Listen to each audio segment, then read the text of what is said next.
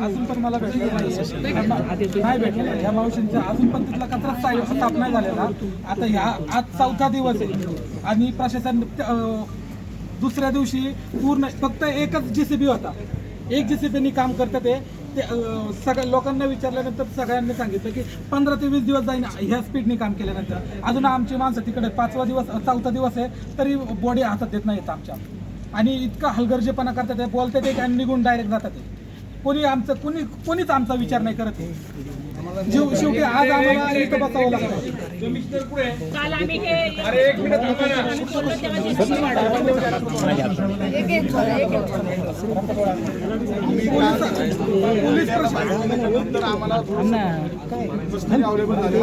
आम्ही नातेवाईक सांगतो त्यावेळेस आम्हाला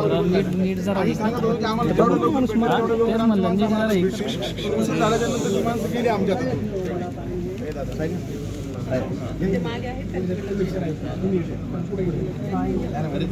आणि वहिनी सगळ्यात काय झाले, आम्ही सगळे इथं बसलोय आणि आमच्या पाठीमागून तिकडनं बॉडी घेऊन गेले. ते आम्हाला माहित पण नाही. 4 दिवस झाले उपाशी तापाशी, सकाळी संध्याकाळी अक्षय सगळ्यांच्या आमचे न सांगता चालले.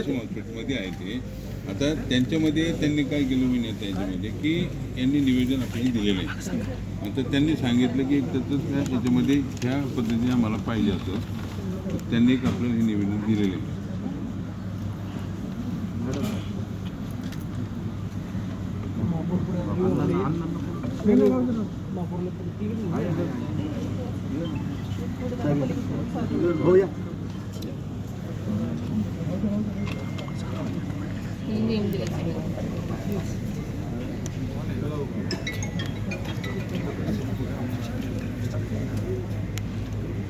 आता यांची मागणी काय आहे की अँटनी लारा नावाचा जो ठेकेदार आहे त्यांच्याकडनं यांना 1 कोटी रुपये पर हेड मिळायला पाहिजे मृताला त्यांच्या कुटुंबाला, ते कॉन्ट्रॅक्टर. महानगरपालिकेच्या याच्यामध्ये प्रत्येकाला 1 रुपये त्यांनी कायमस्वरूपी दिली पाहिजे.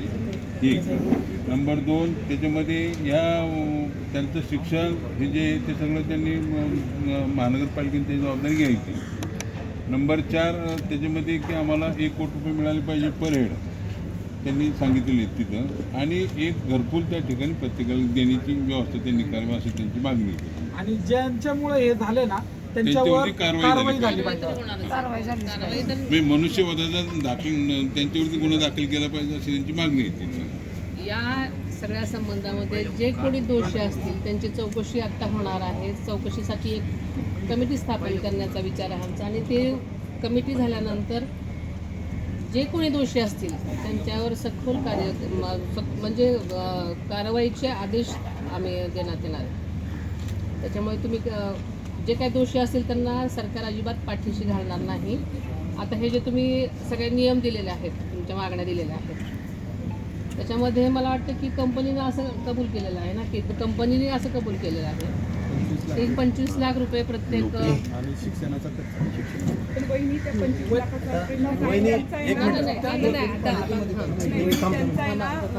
काढलेला आहे, विमा काढलाय तो 25 लाख कंपनी द्यायला तयार आहे. त्यांना तो सोडून दुसरा 25 लाख विम्याचं वहिनी ऐका ना, विम्याचे पैसे त्यांच्या हक्काचे आहेत.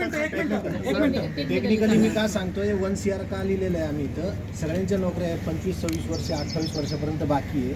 जर त्यांची सॅलरी जर दरवर्षी 10% जर इन्क्रीज करत गेले तर ते तेवढे ह्याच्यामध्ये 1 CR प्लस जातात.